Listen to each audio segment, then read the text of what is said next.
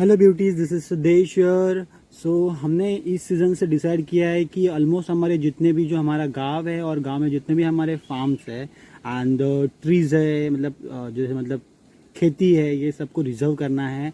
And इसलिए हमने शुरुआत की है। मतलब हमने इससे पहले भी शुरुआत की थी, बट अभी हम लोग रेगुलर बेसिस पे डिफरेंट डिफरेंट जो हमारे प्लॉट्स है, डिफरेंट जो हमारे जो फार्म्स है, उसको हम लोग डेवलप करने वाले हैं, उसका रिजर्व करने वाले हैं। एंड ये पूरी जो टोटल जर्नी है वो मैं आपको यूट्यूब के माध्यम से, इस वीडियो के माध्यम से, इस ब्लॉग के माध्यम से आपको दिखाने वाला हूँ।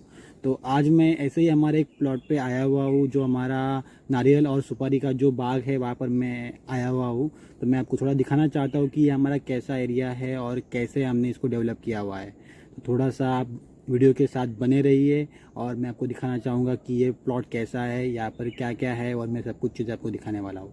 बहुत ही अच्छा लोकेशन है दोस्तों। So please be with me and I will show you everything. तो दोस्तों ये है हमारा जो नारियल और सुपारी का जो बाग है, वो ये है। कम्प्लीटली आपको देखने को मिलेगा। मतलब ये इसके बीच में जो छोटे छोटे पेड़ है वो सुपारी के हैं और जो बाकी सब बड़े पेड़ है वो नारियल के हैं। ऑलमोस्ट यहाँ पर मतलब ये टोटल जो एरिया है वो हमने रिजर्व कर दिया है और उसको मतलब रिडेवलप, मतलब पूरा कम्प्लीटली उसको डेवलप भी किया गया है।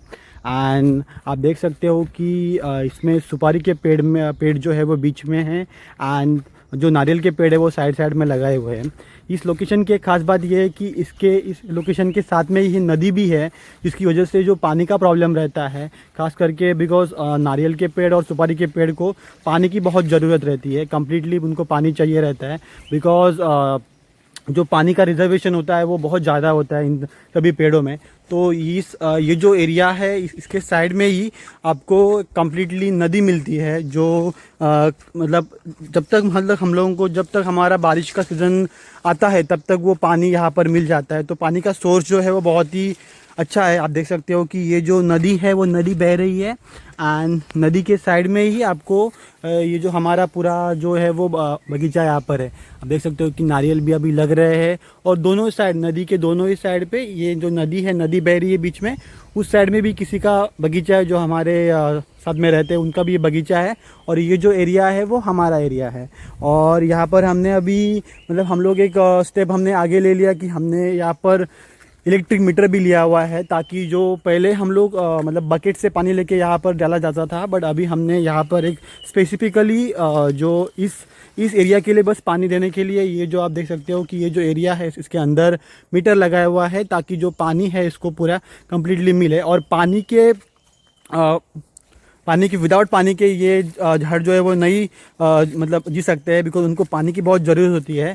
और कुछ चीज़ें मैं आपको दिखाना चाहता हूँ कि यहाँ पर जो सबसे बड़ा मतलब जो चीज़ ये है कि ये जो एक लॉजिक लगाया जाता है यहाँ पर, जो भी जितने भी जिनके भी ऐसे बाग है, जिनके पास नारियल और सुपारी के बाग है, उनके पीछे एक लॉजिक लगाया जाता है। जब भी ये पेड़ लगाए जाते हैं तो आप देख सकते हो कि ये जो अभी 4 जो पेड़ है, और ये चारों के चारों नारियल के पेड़ है, जो एक कॉर्नर के हिसाब से वो लगाए जाते हैं और बीच में सुपारी के झाड़ लगाए जाते हैं। इसके पीछे भी एक लॉजिक है, बहुत ही अच्छा लॉजिक है। मैं आपको बताना चाहता हूँ कि हमेशा से नारियल के जो पेड़ है, नारियल के पेड़ हमेशा से एज ए बॉडीगार्ड काम करते हैं, बिकॉज यहाँ पर कोकण रीजन में, ये एरिया कोकण रीजन में होने के साथ साथ ये एरिया जो है वो बीच के बहुत पास में है। मतलब यहाँ से बहुत कम दूरी पे बीच है। तो आपको जब भी बहुत मतलब आंधी आ जाती है या तूफान जैसा माहौल रहता है, तो ये जो सुपारी के पेड़ है, आप देख सकते हो कि बहुत ही इनका ये जो पार्ट है वो बहुत ही कमज़ोर हो जाता है, बहुत ही मतलब कमकुवत रहता है, वीक रहता है। तो ये फटाक से जितना मतलब आंधी आ जाएगी तो वो आंधी के हिसाब से वो आंधी ले नहीं पाता है, और ऊपर का मतलब यहाँ से जो पार्ट है, ये वाला जो पार्ट है वो टूट जाता है। तो इसके लिए जितना भी मतलब जब भी आंधी आती है तो नारियल के पेड़ इतने स्ट्रांग रहते हैं। आप देख सकते हो कि इतने स्ट्रांग है नारियल के पेड़ कि आपको मतलब कम्प्लीटली वो उनको सपोर्ट कर देते हैं, और जितना भी वो आंधी आ जाती है वो अपने ऊपर ले लेते हैं। तो ये एक लॉजिक है, बहुत ही अच्छा लॉजिक है, बिकॉज इसकी वजह से जो सुपारी के पेड़ होते हैं उनका नुकसान होता नहीं है। एंड आपको मैं फिर से एक बार दिखाना चाहूँगा कि थोड़े थोड़े यहाँ पर नारियल भी मतलब मेरे को मिल रहा है। भाई जैसे मैं यहाँ पर आया था बस देखने के लिए, बट मुझे अभी यहाँ पर थोड़े थोड़े नारियल भी मिल रहे हैं, तो आप देख सकते हैं। और एक बात मुझे कुछ मिला है, वो है ये फ्रेश जो मतलब अभी अभी गिरा हुआ है, ये एक स्पेशल मुझे एक डाफ मिला है, उसको हम लोग मराठी में इसको शाहड़ा कहते हैं और आड़सठ भी कहते हैं, बट मुझे नहीं पता कि इसको और कौन सा वर्ड बोलते हैं। बट ये जो है मुझे मिला हुआ है और इसको हिंदी में शायद से डाफ बोलते हैं, मुझे इतना पता है। तो ये जो नदी है जो हमारे फार्म से ही जुड़ी हुई है, और हमने और एक सिस्टम किया गया है कि जितना भी एक्सेस पानी होता है, जितना भी एक्सेस पानी अगर भर के रह जाता है बारिश के होने की वजह से, बिकॉज यहाँ पर बहुत ही ज़्यादा हैवी रेनफॉल हो जाती है, तो ये जो आप देख सकते हो कि बहुत सारा पानी यहाँ पर जमा हो जाता है। जो एक्सेस पानी है वो बाहर जाने के लिए हमने वहाँ पर एक सिस्टम किया गया है, जो पूरा पानी बह के वो जो पूरा सोर्स के साथ में ये पानी यहाँ से होके नदी को मिल जाता है। तो एक्सेस पानी इसलिए नहीं होना चाहिए बिकॉज आप देख सकते हो कि यहाँ पर मतलब थोड़े ऐसे नारियल भी गिरे हुए रहते हैं, जो अगर उसमें ज़्यादा पानी रहेगा तो वो बह के पूरा नदी में मिल जाता है, बाकी मतलब वो किसी को भी नहीं मिलते हैं। तो यही एक रहता है कि हम लोग एक ट्राई करते हैं कि जितना भी हमारे मतलब नारियल गिर रहा है, कुछ भी गिर रहा है, तो हमको वो कम्प्लीटली हमारे हाथ में ही मिल जाएंगे, मतलब वो नदी में बह के जाने वाले नहीं है। तो ये एक बात है। तो ये हमने एक सिस्टम किया गया, देख सकते हो कि बहुत ज़्यादा पानी मतलब ऐसे जमा हुआ रह जाता है। तो ये पानी जब ज़्यादा बारिश होता है, बिकॉज यहाँ पर बहुत ज़्यादा बारिश होती है और जब तूफान हो जाता है, आंधी आ जाती है, तो ये कम्प्लीटली यहाँ पर पूरा पानी भर जाता है। नदी भी बहुत मतलब ओवरफ्लो हो जाती है, बिकॉज ये जो नदी का जो पानी है वो बहुत फ्लो से आ जाता है, और जब तभी भी वो फ्लो से आ जाता है वो पूरा पानी ऐसे इधर पूरा ऐसे गिर जाता है। तो ये हमने सिस्टम बनाया हुआ है, आप देख सकते हो कि ये जो सिस्टम है यहाँ से पानी गिर गिर के कम्प्लीटली वो वहाँ पर जाने वाला है और उसके बाद में जाके वो नदी को मिलने वाला है।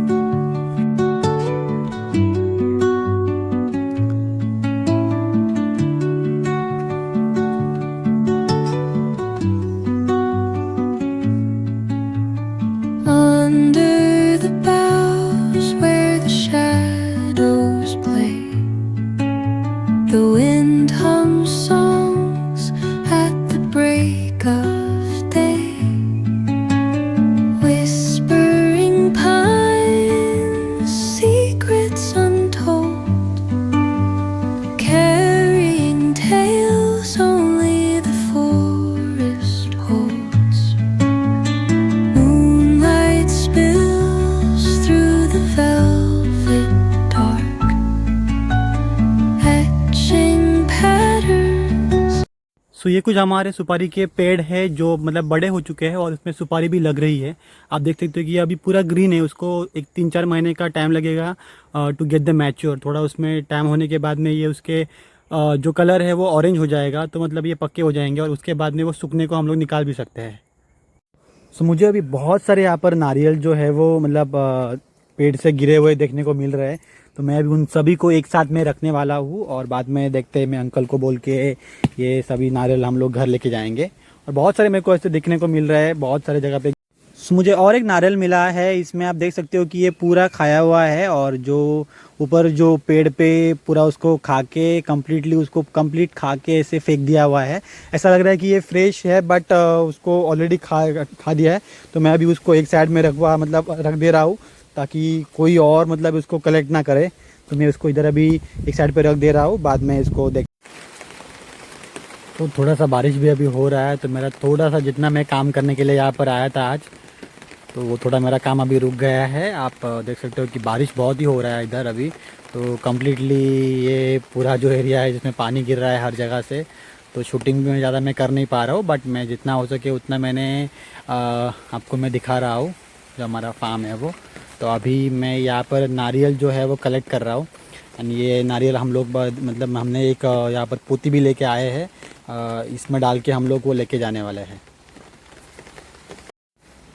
तो कोकोनट फार्मिंग में एक्चुअली जो डेली वर्क होता है यही होता है कि आप देख सकते हो कि बहुत सारे जो नारियल के पत्ते हैं वो गिरे हुए हैं, और ये जो छोटे छोटे पेड़ है जब इनके ऊपर ये गिर जाते हैं ना, तो वो उनको ब्रेक कर देते हैं। बिकॉज जिस फोर्स से, यानी कि आप देख सकते हो कि ऊपर से लेके जब नीचे वो आ जाते हैं तो बहुत ही फोर्स के साथ आ जाते हैं। बिकॉज जैसे ही बाहर आंधी आ गई तो ये पत्ते जो होते हैं वो पूरा फोर्स के साथ नीचे गिर जाते हैं, और अगर वो ऐसे अगर गिरे, आप देख सकते हो कि ये जो कंप्लीट अभी ये जो ब्लॉकेज है वो कंप्लीट गिर गया है। एंड इसके ऊपर आप देखो कि ये आहिस्ता आहिस्ता ऐसा पूरा ब्रेक कर देगा उसको, और जैसे ही वो नीचे तक आ गया वो पेड़, मर जाएगा। तो यही है, तो रेगुलर काम ये रहता है। मेरे अंकल तो यहाँ पर डेली बेसिस पे आते हैं और वो आने के बाद में ये सभी पत्ते साफ कर देते हैं, जितने भी नारियल गिरे हुए रहते हैं वो घर लेके जाते हैं।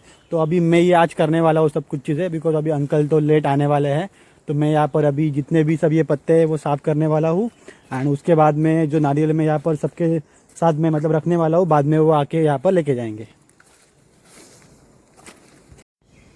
सो फाइनली हमारा सभी काम हो चुका है, आप देख सकते हो कम्प्लीटली। मैंने सब कुछ मतलब मेरे अंकल की मैं वेट कर रहा था, बट वो अब तक आए नहीं है। तो मैंने जितने भी मेरे से हो सके उतना मैंने सब कुछ साफ़ कर दिया है, और जो कंप्लीट फार्म है वो अभी पूरा साफ़ हो चुका है। और मुझे जो यहाँ पर मिला है, मतलब मैंने ये सोचा नहीं था आने से पहले, बट मुझे यहाँ पर इतने सारे जो है वो नारियल मिले हैं, जो मतलब हम लोग उसको खाने के लिए यूज़ कर सकते हैं। और मुझे 3 डाफ मिले हैं, जिसको हम लोग शाड़ा भी बोलते हैं मराठी में, बट हिंदी में उसको डाफ बोलते हैं। तो मुझे 3 मिले हैं। तो मेरा तो आज का काम हो गया है, मैं अभी जाने वाला हूँ ये लेके, और ये मैं जो है वो एक पोती में भर के रखने वाला हूँ, बाद में अंकल आके लेने वाले हैं। तो मुझे लगता है कि मैंने आपको ऑलमोस्ट सब कुछ दिखा दिया है इस मेरे फार्म का, और ये हम लोगों ने रिजर्व कर दिया है फार्म। सो ब्यूटीज़, इसी तरह मैं आपको ये मेरी फार्मिंग जर्नी दिखाने वाला हूँ। और हमने जो डिसीजन लिया हुआ है, हमने एक नया चैलेंज एक्सेप्ट कर लिया है कि हमारे जितने भी फार्म्स है वो हम लोग ऐसे ही रिजर्व करने वाले हैं और उसको ऐसे ही डेवलप करने वाले हैं। और जितने भी मतलब हो सके हमारी तरफ से, जितना भी हो सके वो हम लोग प्लांटेशन करने वाले हैं। तो इस फार्मिंग जर्नी में मुझे आप सभी का सपोर्ट चाहिए, और आपको अगर हो सके तो आप मुझे मेरे इस फर्स्ट ब्लॉग को लाइक और शेयर कर लेना, और इस चैनल को सब्सक्राइब कर लेना। आपको ऐसे ही मैं डिफरेंट लोकेशंस कौन सा हम लोग प्लांटेशन करने वाले हैं ये भी मैं दिखाने वाला हूँ। और इस सभी में आप सभी का मुझे सपोर्ट चाहिए, आप सभी का मुझे साथ चाहिए। हमको एक नया मिशन हम लोग जो लेके चल रहे हैं, उस सभी में आप सभी का भी एक लाइक और शेयर, ये हमारे लिए एक बहुत बड़ा सपोर्ट रहेगा। तो मैं आपको यही भी मतलब विनती करने वाला हूँ कि आप मुझे डेफिनेटली इस ब्लॉग को लाइक करो, शेयर करो। और आप में से कोई भी, जितने भी लोग इस सिटी के मतलब सिटी में रहते हैं, गांव से बाहर रहते हैं, बट अगर आपको अपने गांव में कुछ ऐसा कुछ फार्मिंग करना है तो डेफिनेटली कीजिए, बिकॉज ये फार्म सेव करना बहुत ज़रूरी है, ट्री प्लांटेशन करना भी बहुत ज़रूरी है। और बस दिखाने के लिए नहीं, तो अगर आपको लगता है कि अगर आपने सच में आपने एक ट्री लगाया हुआ है तो उसको सेव भी करना चाहिए। तो डेफिनेटली आप सभी को मैं एक रिक्वेस्ट करने वाला हूँ कि जब भी आप हो सके तो आप जब भी आप गांव में आते हो तो एक ट्री ज़रूर लगाओ, और किसी का मतलब कोई भी पेड़ हो लगाओ, उसको सेव करो, और आप डेफिनेटली उसका जो फल है, जिसका जो प्रोडक्शन होता है, तो आपको डेफिनेटली मिलेगा। So thank you for watching this blog, and I am just ending this blog here. Thank you.